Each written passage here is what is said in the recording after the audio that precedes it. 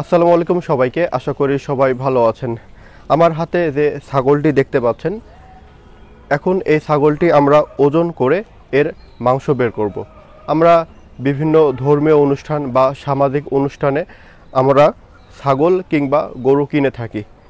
ছাগল কিংবা গরু কিনতে যাওয়ার সময় বা কেনার পরে আমরা যে সমস্যাটাই সবথেকে বেশি ভুগি সেটা হচ্ছে আমরা এর সঠিক দাম করতে পারি না।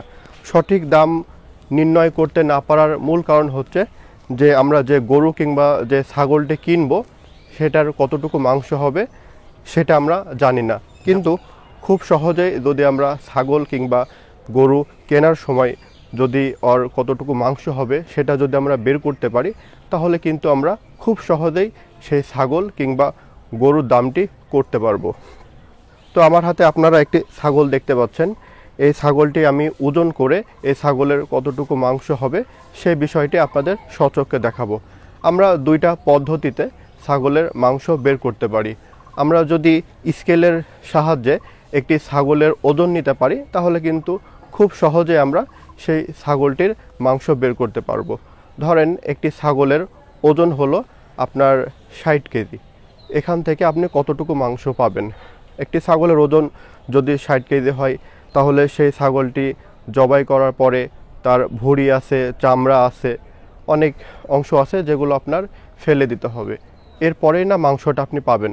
একটি ছাগলের ওজন যদি 60 কেজি হয়, তাহলে সেখান থেকে আপনি 50 থেকে 55% মাংস পাবেন, এবং এটা শুধু ছাগলের জন্য প্রযোজ্য। এছাড়া যদি আপনি গরুর ওজন থেকে মাংস বের করতে যান, তাহলে গরুর ওজনের 60 থেকে 65% মাংস হয়। অর্থাৎ একটি গরুর ওজন যতটুকু হবে তার 60 বা 65% সেই গরু থেকে আপনারা মাংস পাবেন। এভাবে ওজন করে আমরা গরু কিংবা ছাগলের মাংস বের করতে পারবো।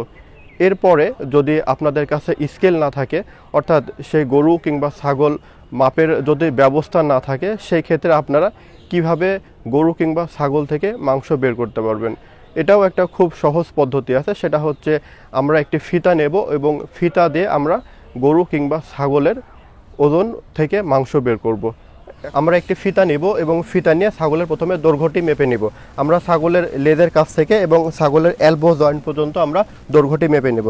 তাহলে আমরা এখানে পেলাম 32 ইঞ্চি। এরপর আমরা যে কাজটি করব সেটা হচ্ছে ছাগলের ব্যাস মেপে নেব।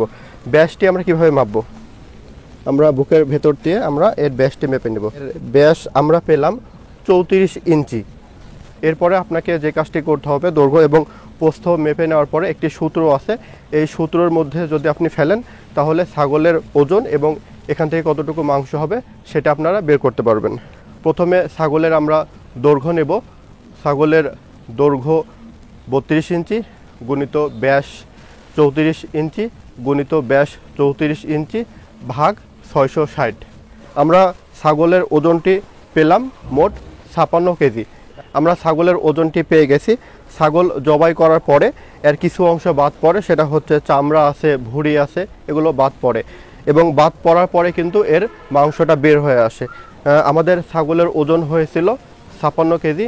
সেখান থেকে যদি আমরা 55% করি, তাহলে আমাদের মাংসের পরিমাণ আসছে 30.8 কেজি।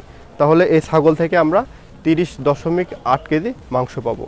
প্রিয় দর্শক, এতক্ষণ আপনাদের যে দুইটা পদ্ধতি শিখিয়ে দিলাম ছাগলের ওজন এবং ওজন থেকে মাংস নির্ণয় করার জন্য, এই দুইটা পদ্ধতি ফলো করে যদি আপনারা ছাগল কিংবা গরু কিনেন, তাহলে কিন্তু আপনারা কেউ ঠকবেন না, এবং ছাগল এবং গরু কেনার পরে অন্তত আর এই আফসোসটুকু করা লাগবে না।